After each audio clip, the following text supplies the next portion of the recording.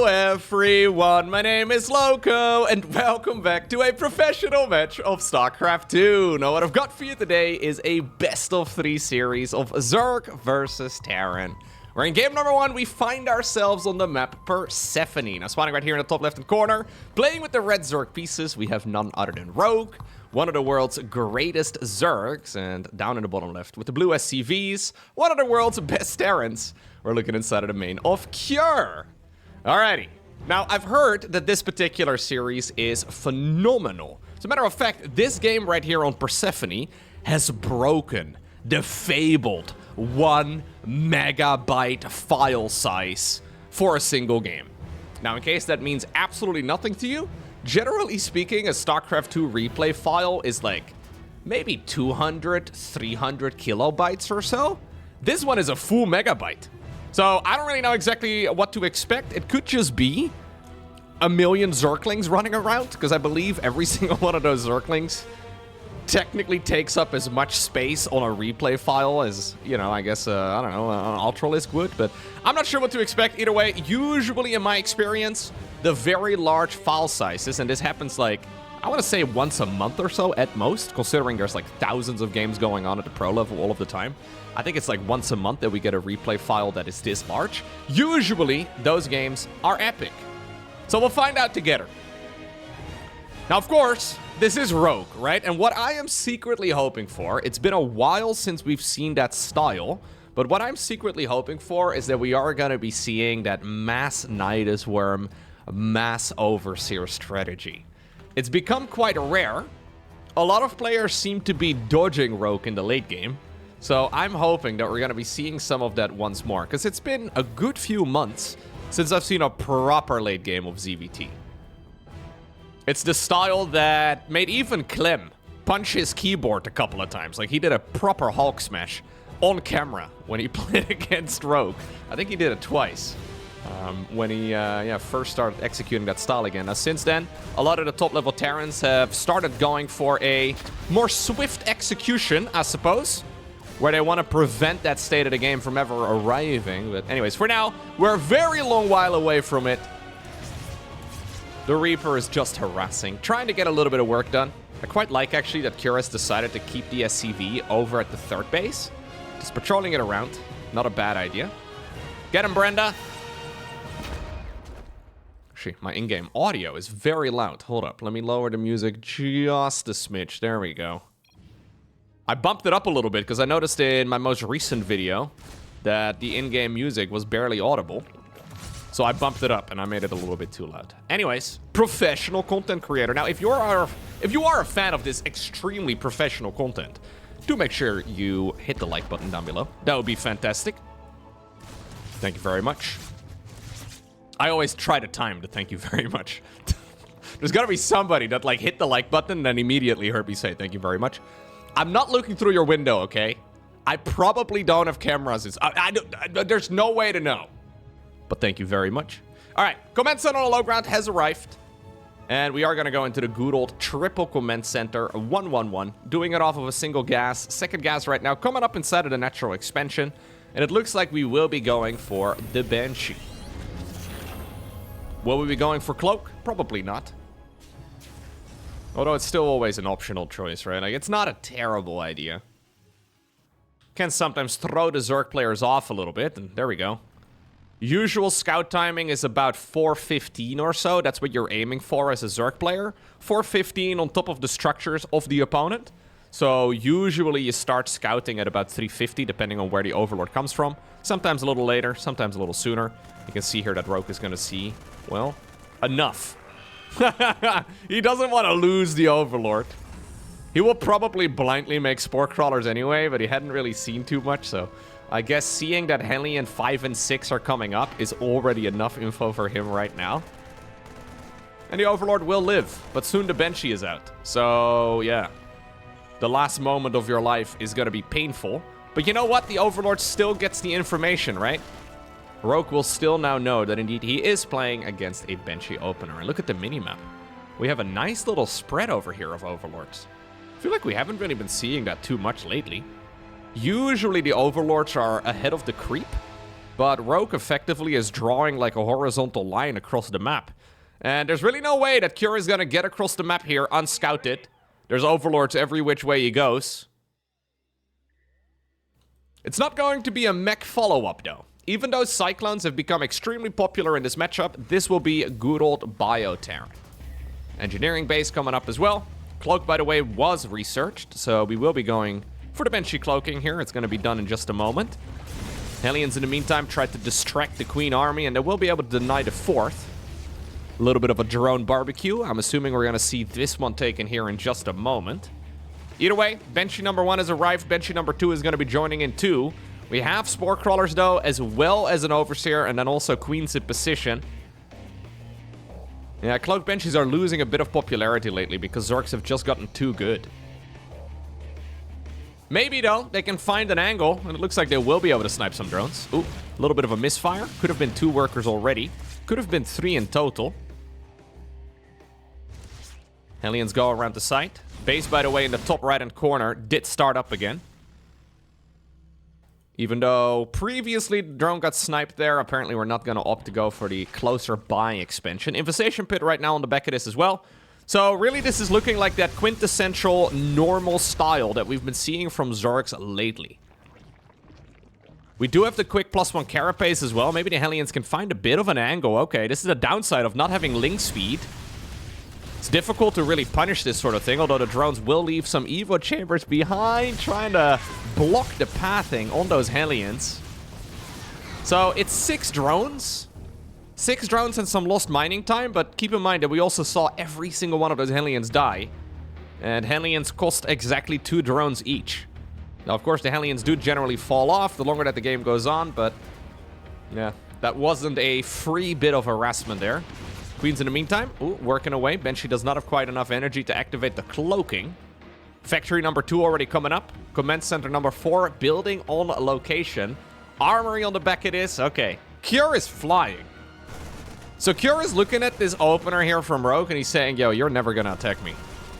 You're not gonna attack me at the very least until you get Hive Tech out, so probably Ultralisks, something along those lines. I am not really too concerned. I can keep flying around for the time being. And I will just casually take as much of the map as I would like. Building a 4th command center on creep like this, or sorry, off creep out of the base is kind of dangerous, but it's not going to be Ultras, by the way. Instead, we have a Lurker transition. I would say this is not quite as common, especially with the single Evo chamber start. Usually Zergs will go into, well, good old Ultras from here, but Lurkers are still pretty sick. Barracks 6, 7, and 8. This has been scouted as well by Rogue, who just threw down a contamination on one of the factories, slowing down the siege tank production temporarily. Okay. Hatchery over here as well now, the 5th base coming up. In the meantime, there is a big drop here on the right side of the map, and even though Rogue has had vision all over the map, these guys will mostly show up unscouted, but already he's got units in position. Don't believe it's really much of a problem. Triple Viper coming up, okay. Spore Crawler actually had moved to the front, and that means that those Cloaked Banshees from the early game are gonna swoop back in and actually get some real value. I was questioning the Cloak not too long ago, but you know what? They have now been responsible for about a dozen worker kills. A little bit more. Not bad whatsoever. Tech Labs, by the way, on Barracks 6, 7, and 8. Ghost Academy on the back of this as well. 4th Command Center already has a planetary fortress. And these players have now effectively skipped the early game. They have skipped the mid game. And they have transitioned straight towards the late game. Yes, we've had 25 workers lost, but the thing is, killing that many drones past the 8-minute mark is barely a problem for Zerg. Your main bottleneck is still gas, and obviously he was producing units there for a little bit. It means that this attack here from the Terran is going to be fractionally more powerful. No lurkers available yet. You know what? This base, of course, is leaning in the direction of where the Terran spawned, so let's see. Maybe Cure can hit this very sharp timing. Problem for him, though, is that the Vipers already have energy, and Blinding Clouds are really the absolute bane of his existence. Ooh, nice Blinding Cloud actually on the bio units. Maybe we should send the Viper around the site? Lurkers are showing up right about right now. Queens may need to use the transfusion ability. I think you can still get the kill, but he's a little bit cautious. He's still going to be able to get it. Yeah. Nice work here by Cure, man. We will see some abductions, but honestly, getting the hatchery here is the real price. Are you going to overcommit, Cure? I think you go home. I don't think you need to overstay here. I think you just drive home. Yep. Still, though, Rogue did get paid a little bit, right? At the very least there at the tail end of that fight, ended up getting a bunch of siege tanks. But I think it's important here for Cure now to wait until the ghosts are out, because ghosts can just tear you apart, and that production has just now begun. Bunch of lurkers thinking about going around the right side of the map. Still, they're going to be needed over here again. All army hotkey, it looks like. What about this newly made 5th? Another kill, no cancel even. So that is a 275 minerals down the drain, plus the drone itself. And so far, Cure is looking powerful. He's got the 5th base now coming up as well in the far bottom right. Planetary Fortress will be done within about a minute, so we have a large counterattack though, and maybe this can be what he needs. Nidus Network coming up. Nidus Network number 1, that is. Sometimes, though, the best defense is the offense, and this might just be one of those instances. The snipes do get queued up immediately, but look, the Terran army is going to be walking all the way back. Not a bad position, though, but the bio units are now arriving. It's not really that many lurkers. Can Cure just jump this and get rid of those lurkers? I think so. It's always a dangerous move, stimming Marines into those units, but so far, Cure is doing a phenomenal job, although this is now buying a lot of time as well for Rogue to do whatever he likes. So Rogue is re-establishing his economy. He's getting that new base here once more. Hydra gets gunned down by the planetary itself. And you know what? He left the siege tanks behind. These would have been easy pickoffs from those Vipers, but Cure wasn't scouted there. Rogue did not know. Okay. So usually what we used to see, at least from Rogue, is that he would go mass Nidus, mass Overseer. The Overseer numbers are growing now. This isn't really a game, though, where he's super rich. So he started doing this again about, I want to say 9 months ago, maybe a little bit more. No, it's actually already more. I think it's like a year. Yeah, it's been a bit. Anyways, he would literally add on an additional 40 Overlords and morph every single one of those into Overseers to effectively flood the map with Changelings and then force his way past the Terran's line of defense and just pop down Nidus networks left, right, and center. It was a very cool playstyle, but also obviously a very expensive one. Some nice blinding clouds going down right now. Good abductions as well onto the tanks, and that will be the end of them. Nidus Worm in the meantime on the right side. Nothing inside of it just yet, but maybe that's what the lurkers are planning on doing next time around. Cure, though, has really done a good job keeping the Zerg in check. Not a whole lot of, well, creep. Not really a whole lot of damage here possible from the Zerg either. As Rogue decides to go for the 3 o'clock expansion, fair enough. Yeah, the focus on creep spread here is going to be important again, because Terran is just going to continuously hit you in the face if you're not careful. We have another expansion, though, coming up. Base number 6. And now, factory production coming up here as well for the Terran. So, we are indeed making a switch from bio into ghosts into ghost mech, which again is quite old school. Overseer numbers, by the way, are growing. We're up to 15. Pneumatized Carapace should have been done already at this phase in the game, but he's going to be getting that Overlord speed here in just a moment. Is there enough for the Terran? I don't know, man. He walked into those lurker spines quite confidently, but confidence alone is not going to be enough. Additional lurkers show up. He's going to just fish out as many of those important Terran units as possible. The Vipers do get sniped, but this expansion is going to be forced to get evacuated. Nidus Worm goes up inside of the main base now, as it's time for Rogue to strike. Okay. And this is where Rogue is incredibly dangerous. One of the very best late-game players that we have ever seen in StarCraft 2. Yes, he's been hurt, but he hasn't been crippled now by the Terran. Oh. I think you did him a favor there, man, bringing him up to the high ground. Some of the Overseers are gonna drop some Changelings just to reduce some of the pathing. And you know what? It's also quite difficult, right? As a Terran, like, you glance at this army. Those Marines at first glance seem to be yours. Sometimes you may overestimate the army that you actually have there. Zerglings show up. I mean, that's ambitious. One of the tanks does go down due to friendly fire, though. +2 melee. Baneling speed. Okay. Now, Kjör did lose some SCVs. He did lose some of the important units. But nothing all too crazy. Very replaceable for sure. 3 o'clock base, by the way, is now done. Golden minerals can be built here in just... can be gathered here in just a little bit. We have loads of bases going down now too, and even though that creep spread was pushed back very nicely not too long ago, Rogue has been spending a lot of his efforts in gooping the map back up. Rogue, by the way, never, like, APM-wise, the fastest Zerg player. He's sitting at a meager 360 APM on average. That is only, like, what, 7-ish buttons a second? Kinda cringe. No, obviously you gotta take those numbers as per usual, always with a grain of salt, but there's no denying that the top level Zergs tend to be even quicker than that these days. Either way, Rogue may be not as big a fan as, like, the super high repeat rates that we do see from players like, for example, Clem, players like, for example, Raynor. We can see, though, that after Kjör was in full control of the map, it has started slipping out of his fingers a little bit. He dealt a lot of damage, but not really quite enough. To the point where Rogue is now, yeah, feeling particularly oppressed. He's sitting at 99 drones. A significant bank already. I would love to see those gases saturate, just to, well, bring up that bank a little bit too. Overseer numbers now are at 15. Still, though, Kjör has a massive amount of command centers, and he's added on quite a few of them too that I did not quite catch on camera, so we've got ourselves a healthy number of orbitals at this point. You probably want to go up to a few more, but 6 orbitals is nothing to scoff at.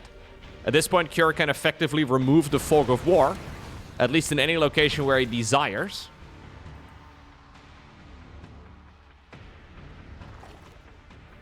Rokudo also taking a little bit of a breather. I think this base is an easy one for Kjör to take. After that, it becomes extremely hard. Lurkers are going to try and see if they can snipe this base, and I think Kjör is mispositioned. Not in a spot to really get much done, but there is a gigantic counterattack. Is this really what you can pull off right now, Kjör? I mean, he's going to lose this planetary fortress for certain. But what about the main army over here? Rogue has made his way back. 1 planetary goes down. 2 hatcheries are going to pay the price. A little bit of a push as well to get rid of some of the creep here. Maybe even the 3 o'clock base. Not a bad decision here for Kjör, right? I mean, it's 2 eyes for 1 eye. Pretty convenient. Maybe even 3 if he has any say in the matter, although the Lings and the Bane show up right now. Those Lurkers are still being a bit of a nuisance. 26 drones have gone down as well. The Lurkers are annoying, but again, we should have plenty of scans available. Double Spire, by the way, here for Rogue. Rogue has in the past gone for, like, a big transition to mass muta. What about this push, though? Zerglings and Banelings want to try and close the distance, but look at the spread on those siege tanks. They're just blasting apart whatever they can. More Lings are showing up, though, as they just freshly popped out of the cocoons. This is only, of course, part of the Terran army, and Rogue has got seemingly all of his units here. He will be able to clean all of that up, but that was extremely costly. Resources lost, suddenly looking way better. You know what? Kjör still has not slowed down. Probably could have sniped the hatchery here, decided not to. He's a little bit afraid of the follow-up units. Changelings, by the way, did make their way into the main, and they're now going to provide the vision that's required to pop down the Nidus Worms. Nidus Worm in the main, but the Marines and the Marauders will be here. And all of this makes the defense possible. Double expansions over here on the left side of the map. 14 new Lurkers coming up. Loads of Banelings as well. So maybe the original plan was to go for a mass muta transition, but that has seemingly been thrown out of the window. Hellbat production, by the way, has now started kicking in. Hellbats are really quite nice, but usually, he's already got Infernal Pre-Igniter done. Usually you only get them if you suspect Brute Lords, or if you need some sort of late-game mineral dump. Cure doesn't really have an excess amount of minerals here. That's a lucky spawn right there on that siege tank. Okay, we have a bit of a standoff though, now in the middle of the map. Good snipies. Easy kills.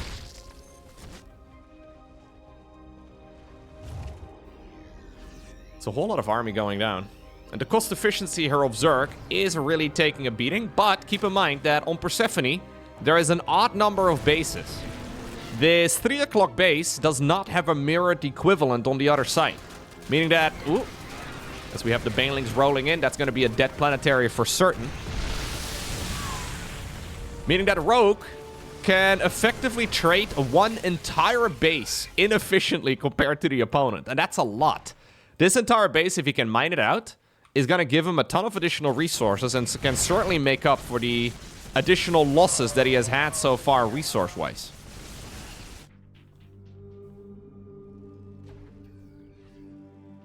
Yep, Cure is effectively giving it to him as well. Also, Cure has not yet really made an attempt to take this base over here on the left. I'm assuming that will be where his eyes will be set as soon as this base is mined out, as well as the bottom right, but there's still a lot of value. Meaning that the entire left side of the map should be quite easy for Rogue to mine out if he wants to. Now, Rogue's sitting at 76 workers. He still has plenty of mineral fields remaining. But this base is already decided. Rogue is going to get the majority of the resources there. And he's going to use some of those resources now to push through once again. Into a planetary, though. Into siege tanks. We have all of the Overseers sieging up together. Counterattack again on the left side. It's going to move by the Night as Worm, so at least he will see. Planetary, okay, does stay alive. 14 SCVs, though, pay the price. Cure is making this beeline again. Straight to the other side of the map, but this time around, Rogue is prepared. We got a Parasitic Bomb right there on, well, 2 of the Medivacs, it seems. They're going to take a bunch of damage, but at the very least, the hatcheries won't immediately go down. What about these units in the middle of the map? Trailing behind the Terran army is quite a few troops, and they're going to get picked off. We have some more abductions, some siege tanks going down too. Cure should probably settle on killing the base on the left. I don't think you're going to be able to push through here. All of the siege tanks, by the way, are gone now. We have only 3 of them remaining. He wanted to make a big transition, I think, to Ghost Mech. He's sitting on 4 factories. One of them even has a reactor on it, but not a whole lot of value gained out of those factories just yet. As Rogue is now making a counterattack again towards the right side of the map, and this time around, he has his eyes set on the price itself. The planetary survived just about a minute ago, but it is gonna get picked off now. Cure had already written that one off, accidentally managed to keep it around. Okay, 28 SCVs only. It's not that great. 69 drones though for Rogue, and that is pretty nice. Sorry. Yeah, he's going to scan the 3 o'clock base just to see if there's any sort of mining still going on. Usually in the late game, we see ranged liberators going around the map trying to be a nuisance. So far, we haven't really had a whole lot of that. And I don't think Cure is ever going to get there either. Usually, that's the addition that Terran players like to go for. Rather than going into Ghost Mech these days, you stick around on Bio, you add on Ghost, and then you go into Liberator production too. And that's usually the ultimate late game force. It is usually the ultimate late game force for a reason. Not only do well, obviously you can still abduct them, right? But usually the Liberators will force out Spire play. And usually at that point, Zergs will also opt to go double upgrades for the Spire units, and it gets a lot more expensive. Now Rogue really doesn't feel the need to go Corruptors at all. Cure's army, though, is massive. 172 army supply is significantly more than what the Zerg has right now. And let's not pretend that Rogue is particularly rich. Only 200-ish gas in the bank because he keeps spending it. We have a lot of Banelings, by the way. Like, I don't know how many it's been, but we're on probably like 300-400 Banelings at this point in the game in total. Rogue keeps dumping his gas onto it. It means that he won't have a whole lot of minerals. Or not a whole lot of gas, rather, to be spending on. So minerals are really his only weapon of choice. 25 larvae. Very quickly spent.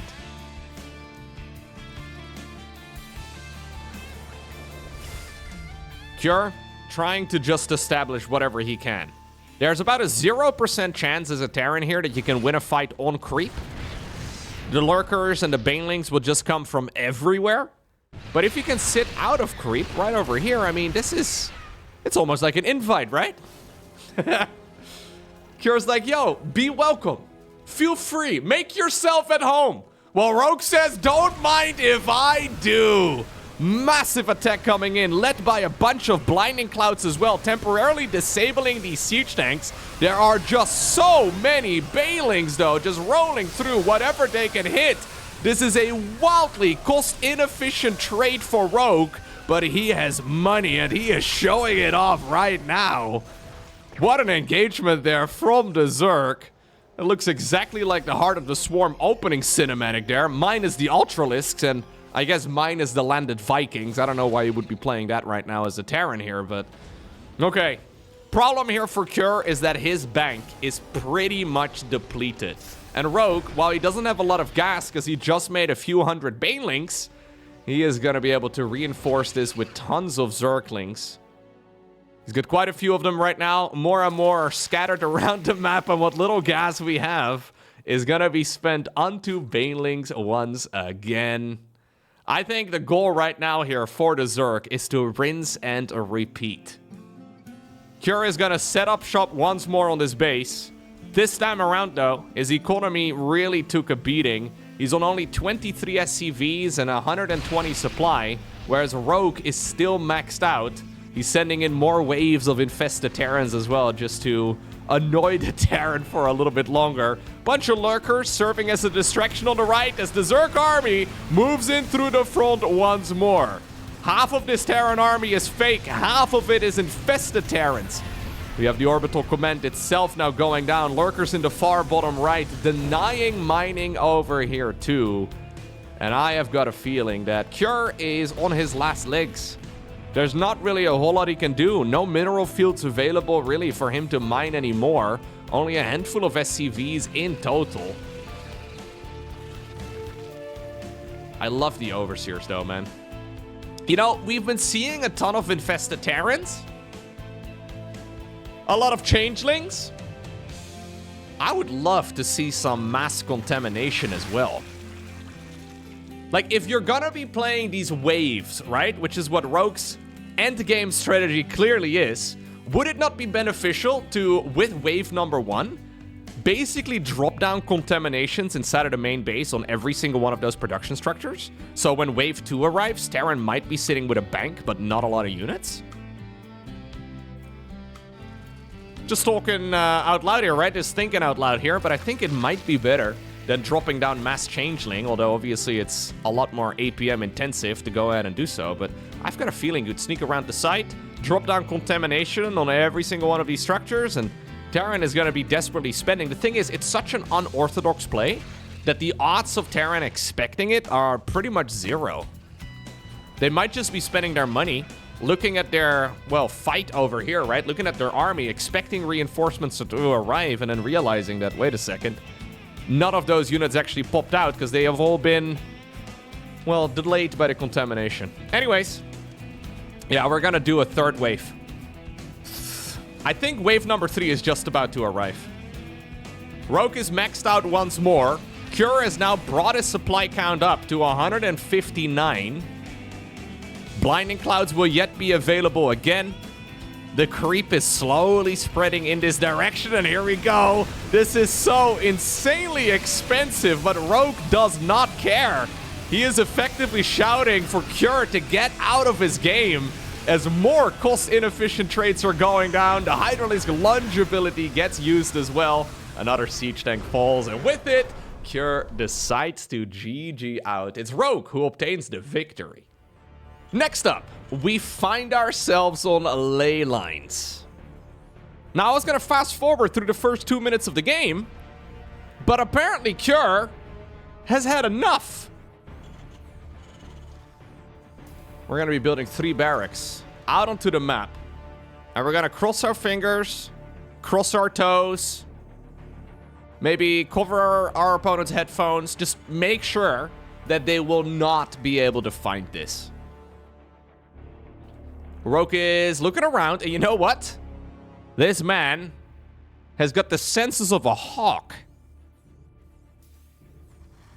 Actually kind of insane. Like, that's perfect. I mean, I guess it must have happened to him before, right? But it's perfectly relayed for him.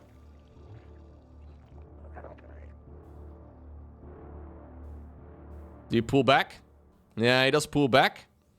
He knows he's up on a high ground because of the ramp. So at this point, Cure does not know he's been spotted. It is going to give Rogue the exact amount of time that he needs to prepare. So he will need to kill any bunkers that are down on the low ground. So here we go.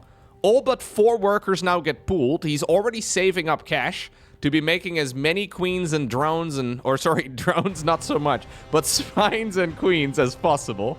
Some Zerglings in the mix as well, I'm sure. But he did not have enough for gas. Or enough gas mined, rather, for metabolic boost. This is a lot of lost mining, of course, on the side of the Zerg.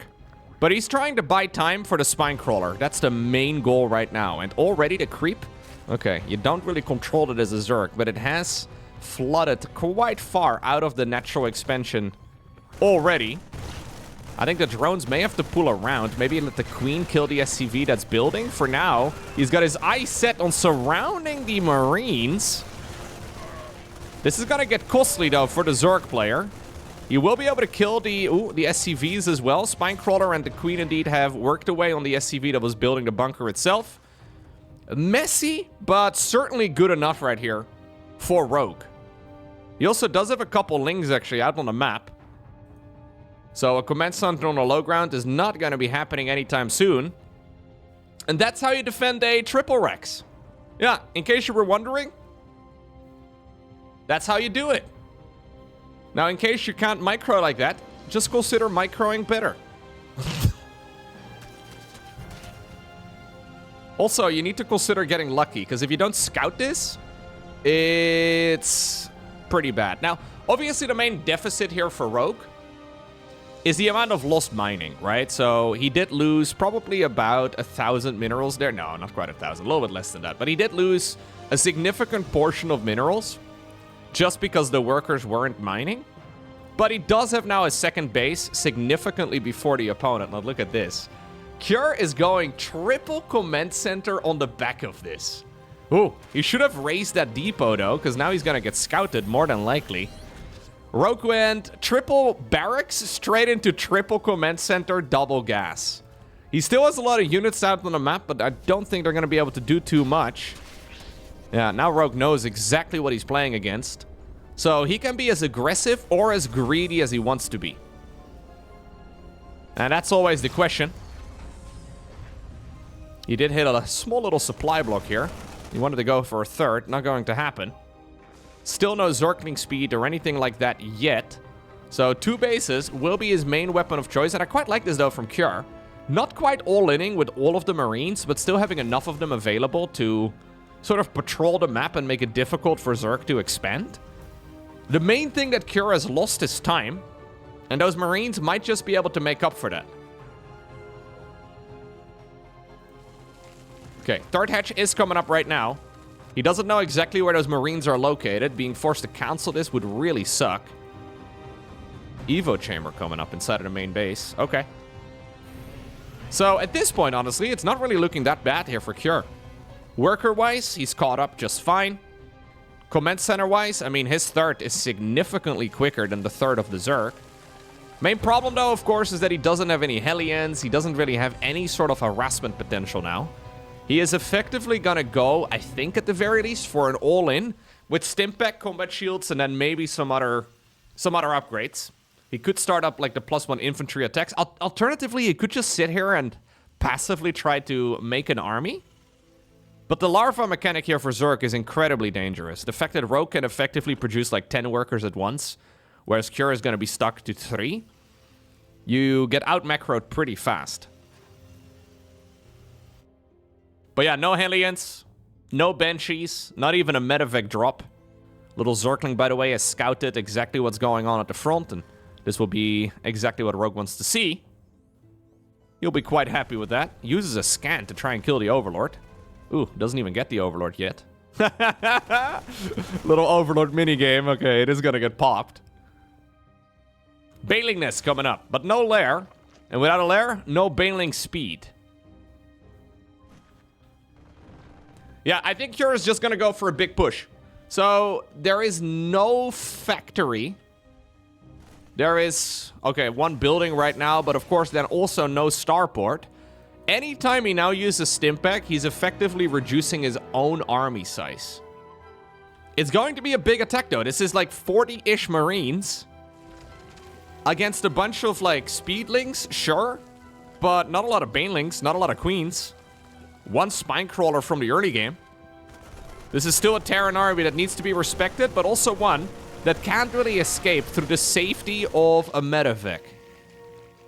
I wonder if Cure should commit here, though, because this is like his real pushing potential. He's mostly just trying to scare the Zerg, it seems, by going for this move out. Trying to force the Zerg to make as many units as possible, because effectively when they're not making... Well, when they're making army, they're not making drones. Looks like Rogue, though, has had enough. He's going to force a Stimpack right now. Tries to get the rep around. Slow Banelings are waddling forward. Not quite fast enough. There is an easy-to-kill hatchery right next to it, but this is exactly what you're hoping for, though, as Cure is still being a bit overly cautious. Cure, not generally speaking, the best micro-Terran on the planet, but still somebody, well, that can pull off some crazy tricks. Ah, this base should have really been seen. Easy kill here for Cure. He just simply does not know. As a matter of fact, Rogue is already getting a backup as well at the bottom of the map. Almost like a fake out too, because that one likely will be spotted, at which point Cure may think, oh, I'm in a really good spot. When in reality, there's already a fourth base on the left side of the map. Yeah, so Cure doesn't really want to engage until he gets Medevacs out. And Rogue doesn't really want to engage until Baneling speed is out, but both of them want to fake that they are ready to engage. Zergling counterattack. Not that many SCVs, though, on the left side of that mineral line, so I think this is fine.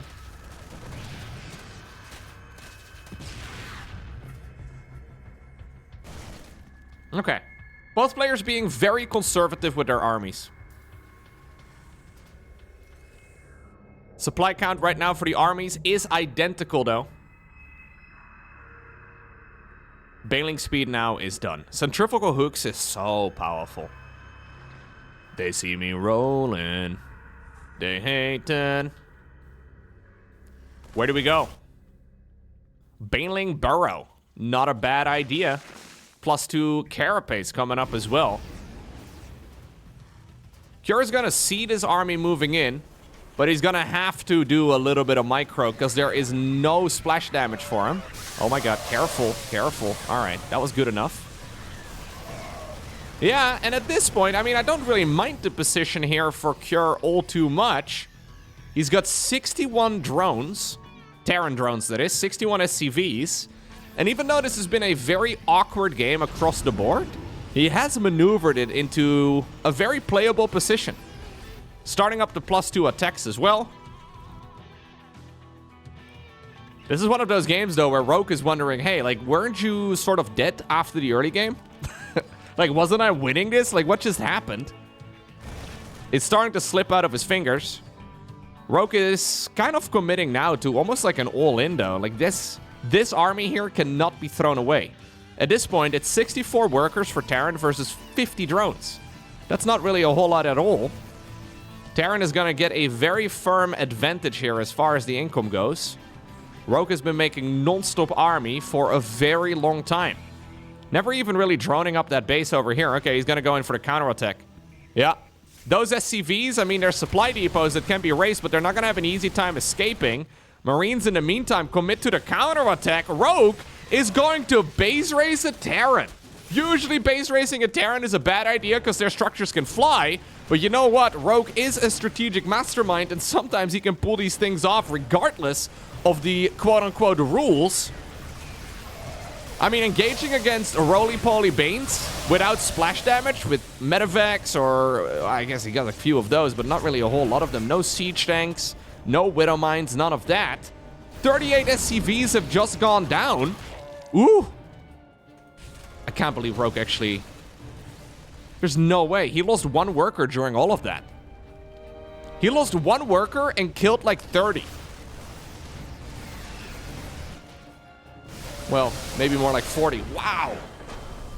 There is no way. What an awkward final game here.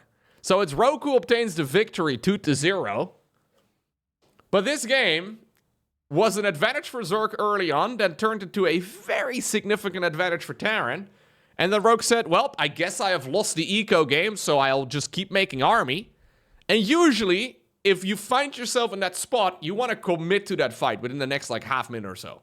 Like, that's the goal. You want to commit to that fight as soon as possible, because you know that the longer that the game goes on, the bigger the economic advantage of the opposing player becomes. But he just sat there. And sat there, and sat there, and waited for the +2 carapace, and then he decided to commit.